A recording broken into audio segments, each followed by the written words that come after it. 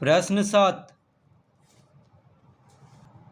अभाज्य गुणनखंडन विधि द्वारा निम्नलिखित पूर्णांकों का HCF और LCM ज्ञात करें। प्रश्न 7 का पहला 96 और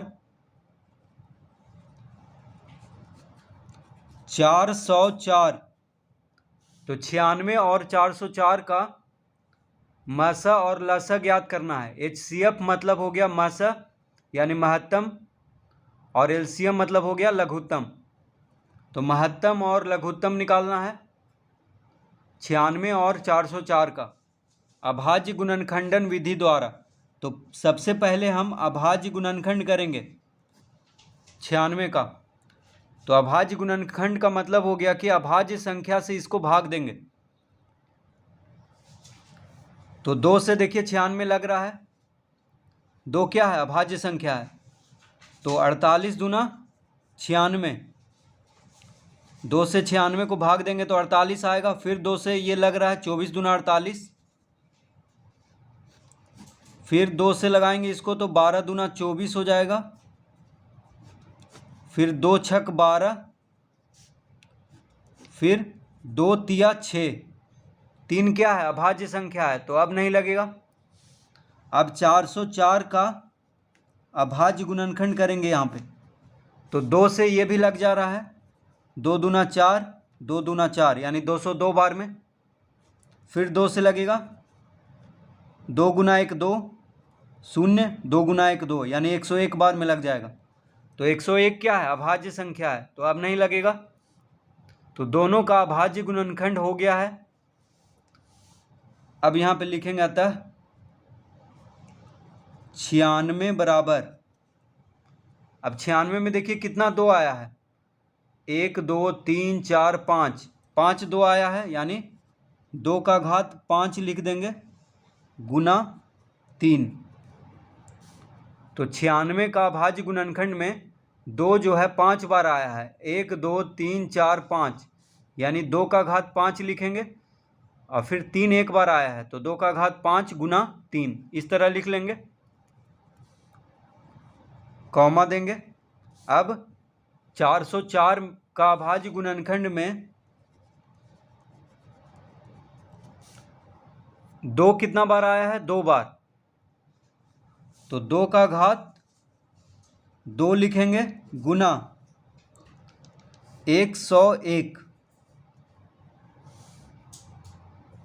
2 2 बार आया है तो 2 का घात 2 लिख लिए गुना 101 इस तरह लिख लिए दोनों का घात के रूप में। अब कह रहा है कि HCF यानी मसा, तो लिखेंगे अतः मसा। HCF का हिंदी क्या होता है मसा होता है यानी महत्तम, महत्तम समापवर्तक HCF मतलब होता है। तो मसा लिख लेंगे, तो मसा हो गया। अब देखिए दोनों के गुणनखंड में जो संख्या होगा वही मसा होगा। तो 2 का घात 5 है, यहाँ पे 2 का घात 2 है, तो 2 का घात 2 दोनों में है। देखिए 2 का घात 2 और इसमें 2 का घात 5 है यानी 2 का घात 2 दोनों में है। तो 2 का घात 2 हो जाएगा मसा। तो 2 का घात 2 मतलब हो गया 4, 2 का वर्ग, 2 का वर्ग क्या होता है 4, तो 4 हो गया दोनों का मसा। तो मसा कैसे निकलता है, तो दोनों के अभाज्य गुणनखंड में जो संख्या होगा वही मसा होगा। तो 2 का घात 2 दोनों में है क्योंकि 2 का घात 5 है यानी 2 5 बार है, इसमें 2 2 बार है, तो 2 2 बार दोनों में है। जो संख्या दोनों में है वही मसा होता है। तो सबसे कम घात वाला जो दोनों में मौजूद हो, दोनों के गुणनखंड में, वो क्या हो जाएगा मसा यानी HCF। तो HCF हो गया 2 का वर्ग यानी 4, कॉमा दे देंगे। अब निकालना है लसा यानी लघुत्तम समापवर्त्य। तो लघुत्तम कैसे निकलता है, तो सबसे ज़्यादा घात वाला को गुना कर देंगे। तो 2 का घात 5 सबसे ज़्यादा घात है, 2 का घात 2 और 2 का घात 5 में ज़्यादा घात वाला को लिखना है इसमें, तो 2 का घात 5 लिख लिए, गुना, तो 2 का घात 5 गुना 3 गुना 101, ये हो जाएगा लघुत्तम। तो महत्तम के लिए जो कम घात वाला है उसको लिखना है जो दोनों में मौजूद है, और लघुत्तम के लिए जो ज़्यादा घात है, जैसे 2 का घात 2 है इसमें, 2 का घात 5 इसमें है, तो 2 का घात 5 यानी ज़्यादा घात वाला को लिखना है, और जो बचा हुआ संख्या है उसको भी लिख देना है। तो 3 और 101 इसको भी गुना कर देना है लघुत्तम के लिए, ठीक है। महत्तम के लिए जो दोनों में मौजूद है उसी को सिर्फ लिखना है, लेकिन लघुत्तम में जो दोनों में मौजूद है उसका सबसे बड़ा वाला घात लिखना है, और जो दोनों में मौजूद नहीं है उसी को भी लिख देना है, तब लघुत्तम निकलता है। तो इस तरह से लघुत्तम निकल जाएगा। इसको गुना कर देंगे तो 2 का घात 5 हो गया 32, 2 को 5 बार गुना करेंगे तो 32 आएगा। फिर 101 गुना 3 हो गया 303, और 303 गुना 32 हो गया 9696। तो HCF यानी मसा हो गया 4, महत्तम हो गया 4, और LCM यानी लघुत्तम हो गया 9696। तो इस तरह से अभाज्य गुणनखंडन विधि द्वारा महत्तम और लघुत्तम निकालेंगे।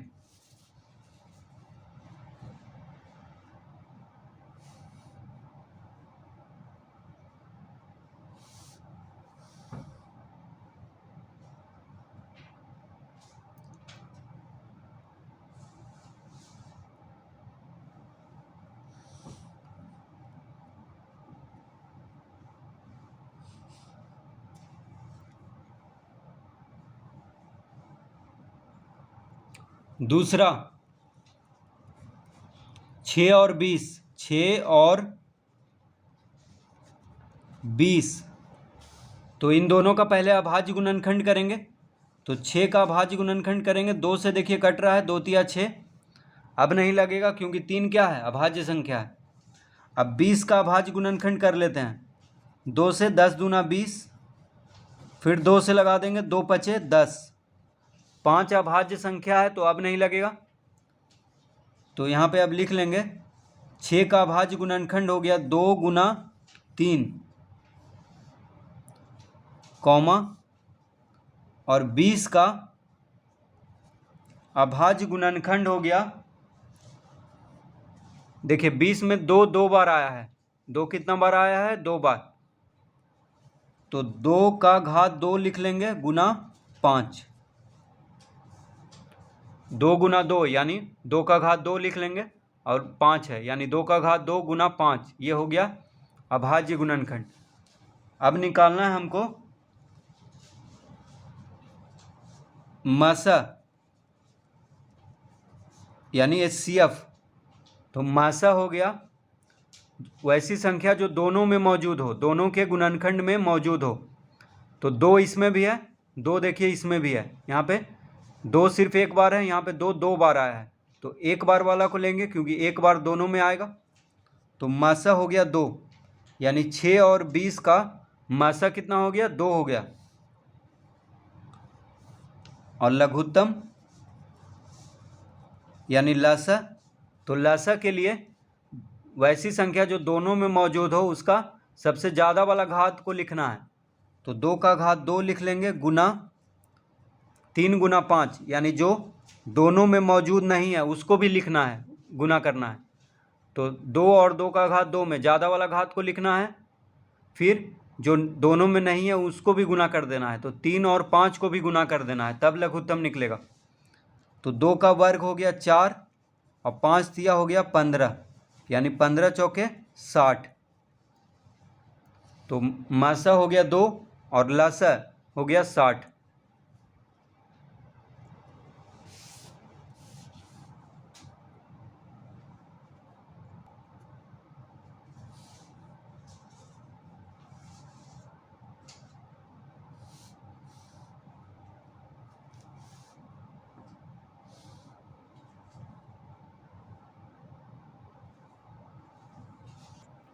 तीसरा 26 और 91, 26 और 91, तो इन दोनों का अभाज्य गुणनखंड करेंगे। तो 26 का अभाज्य गुणनखंड सबसे पहले कर लेते हैं। तो 2 से कट जाएगा, 13 दूना 26, 13 अभाज्य संख्या है तो अब नहीं लगेगा। अब 91 का अभाज्य गुणनखंड कर लेते हैं। तो 91 लगेगा 7 से, 13 सते 91,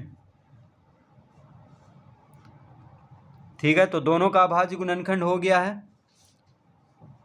तो 26 का अभाज्य गुणनखंड आया है 2 गुना 13 और 91 का अभाज्य गुणनखंड आया है 7 गुना 13।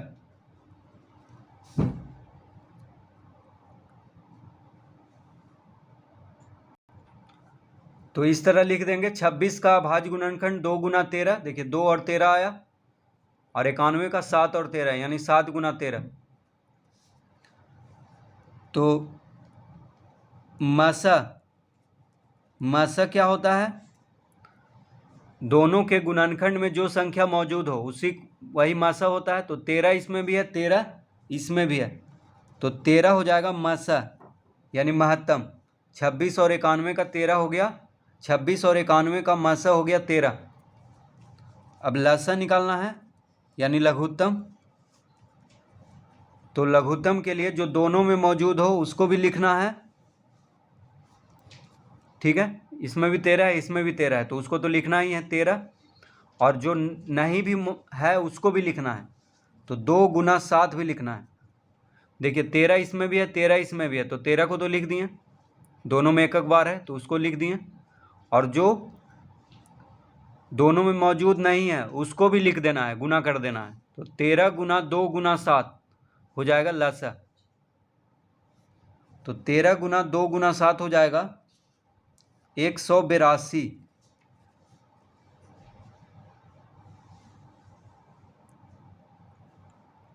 यानी लघुत्तम हो गया 182 और महत्तम हो गया 13।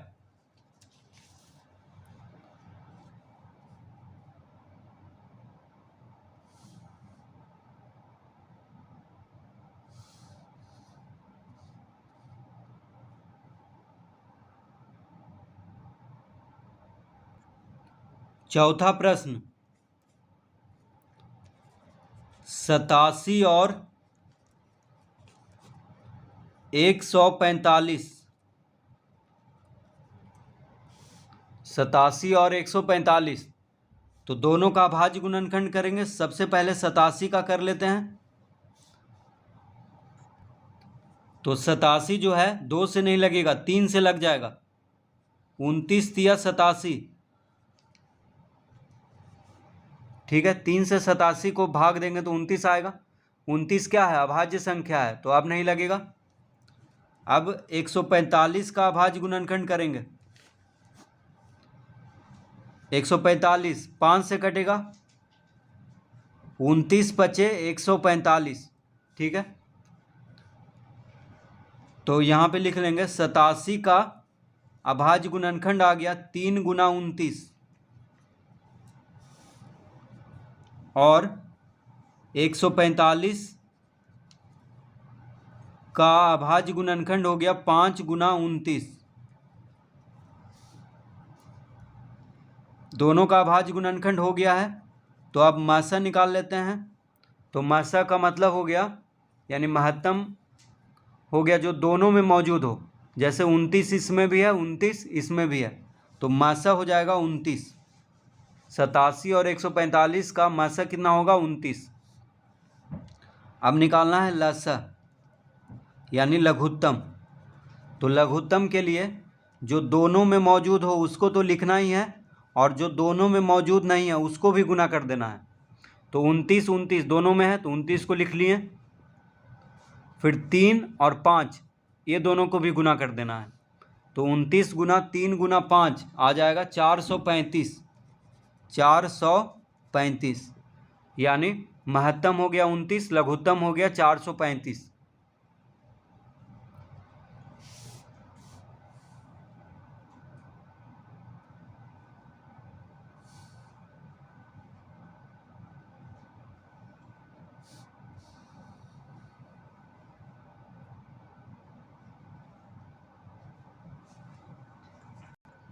पांचवा प्रश्न,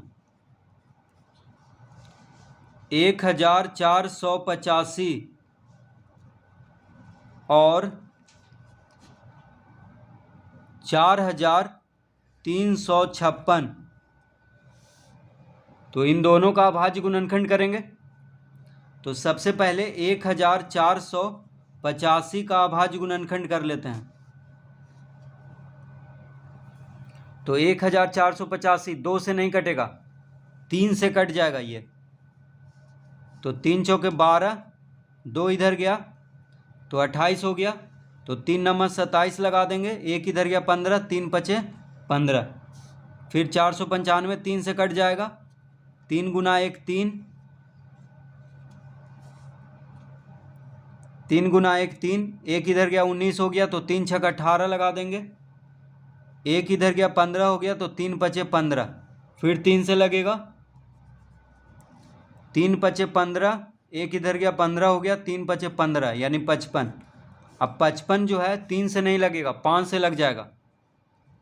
11 पचे 55, तो 11 क्या है, अभाज्य संख्या है, तो अब नहीं लगेगा। अब 4356 को अभाज्य गुणनखंड कर लेते हैं। तो 4356 2 से कट जाएगा, 2 दूना 4, 2 गुना 1 2, 1 इधर गया 15 हो गया। तो 2 सत्ते 14, 1 इधर गया 16, तो 2 आठी 16। अब फिर 2 से लगाएंगे, 2 गुना 1 2, 17 है तो 1 शून्य देंगे, तो 2 आठी 16 लगेगा। फिर 18 हो गया, तो 2 नंबर 18। अब 1089 2 से नहीं लगेगा, 3 से लग जाएगा, 3 तिहाई 9, 1 इधर गया 18 हो गया, 3 छक 18, 3 तिहाई 9। फिर 3 से लगेगा, 3 गुना 1 3, 3 दूना 6, 3 गुना 1 3। अब 121 है, 121 जो है 11 से लग जाएगा। 121 3 से नहीं लगेगा, ना ही 7 से लगेगा, सीधा 11 से लगेगा। तो 11 गुना 11 होता है 121। 11 क्या है, अभाज्य संख्या है, तो अब नहीं लगेगा। तो दोनों का अभाज्य गुणनखंड इस तरह से कर लेंगे। तो अब यहाँ पे लिख देते हैं, अतः 1485 बराबर, देखिए 1485 में 3 कितना बार आया है, 1 2 3, 3 बार 3 आया है। इसका मतलब 3 का घात 3 हो गया, गुना फिर 5 है 11 है, तो 5 गुना 11 लिख देंगे। ये हो गया अभाज्य गुणनखंड। ठीक है, इस तरह से लिख लिए। 3 3 बार आया है, तो 3 का घात 3 गुना 5 गुना 11 लिख लिए। अब 4356 का लिख लेते हैं। तो 4356 बराबर, देखिए 2 2 बार आया है, 2 जो है 2 बार आया है, इसका मतलब 2 का घात 2 लिखेंगे।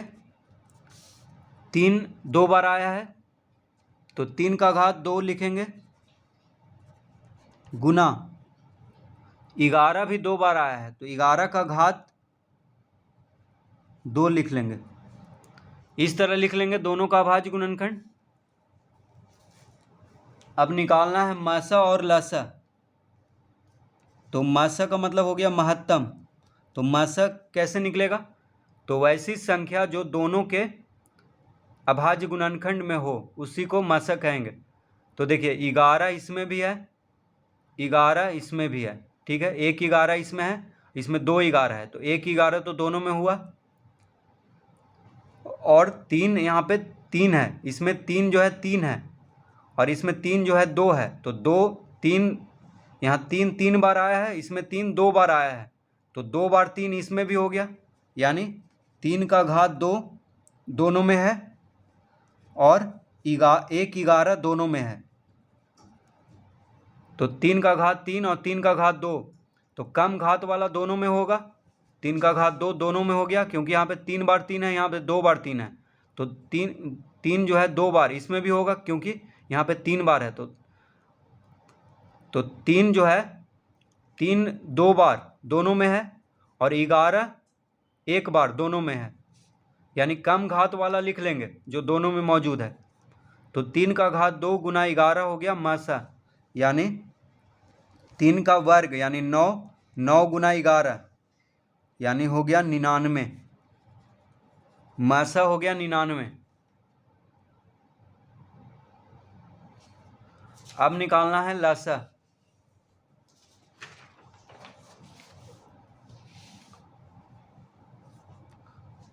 लसा, तो लसा का मतलब है कि अगर जो संख्या दोनों में मौजूद है उसका सबसे ज़्यादा वाला घात लिखना है। तो 3 का घात 3 है, यहाँ 3 का घात 2 है, तो 3 का घात 3 लिखेंगे, ज़्यादा घात वाला यहाँ पे लिखना है। 3 का घात 3 गुना 11 इसमें भी है, 11 इसमें भी है, तो देखिए ज़्यादा घात वाला को लिखना है। मसा में कम घात वाला को लिखे थे, लेकिन लसा में ज़्यादा घात वाला, यानी 11 इसमें है, 11 का घात 2 इसमें है, तो 11 का घात 2 लिखना है। यहाँ पे ज़्यादा घात वाला को लिखना है गुना, तो 3 जो दोनों में मौजूद है उसको तो लिख लिए, और जो दोनों में मौजूद नहीं है उसको भी लिखना है। तो 5 गुना 2 का घात 2, तो जो दोनों में मौजूद नहीं है उसको भी यहाँ पे गुना करना है, ठीक है। तो जो दोनों में मौजूद है उसका ज़्यादा वाला घात लिख दिए, और जो दोनों में मौजूद नहीं है उसको भी गुना कर देना है। तो 3 का घात 3 यानी 3 का घन 27 हो गया, 11 का वर्ग 121 गुना 5 गुना 2 का वर्ग 4, तो इन सब को जब गुना करेंगे तो आ जाएगा 65,340, यानी लघुत्तम हो गया 65,340।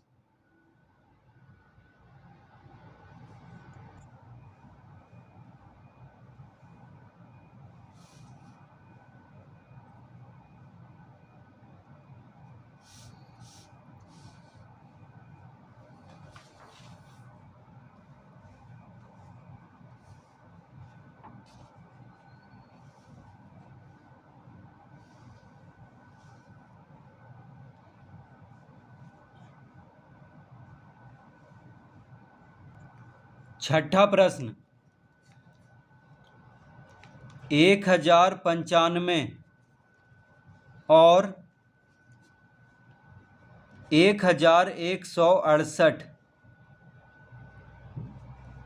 तो इन दोनों का भाज्य गुणनखंड कर लेते हैं। तो सबसे पहले 1095 का भाज्य गुणनखंड करेंगे, तो 1095 3 से कट जाएगा, 3 तिहाई 9, 1 इधर गया 19 हो गया, तो 3 छक 18, 1 इधर गया 15 हो गया, तो 3 पचे 15। अब 365 जो है 3 से नहीं कटेगा, 5 से कट जाएगा, तो 5 सते 35, 1 इधर गया 15 हो गया, तो 5 तिया 15। 73 अभाज्य संख्या है, तो अब नहीं लगेगा। अब 1168 का अभाज्य गुणनखंड करेंगे, 2 से कट जाएगा, 2 पचे 10, 1 इधर गया 16 हो गया, 2 अठी 16, 2 चौके 8, 2 दूना 4, 2 से लग जाएगा 584, 2 दूना 4, 1 इधर गया 18 हो गया, 2 नमा 18, 2 दूना 4, फिर 2 से लग जाएगा 292, 2 गुना 1 2, 2 चौके 8, 1 इधर गया 12 हो गया, 2 छक 12। अब 146 भी 2 से कट जाएगा, 7 दूना 14, 2 तिया 6। 73 अभाज्य संख्या है, तो अब नहीं लगेगा, तो यहाँ पे लिख देंगे, अतः 1095 बराबर 3 गुना 5 गुना 73, 3 गुना 5 गुना 73 आया 1095 बराबर कॉमा 1168 बराबर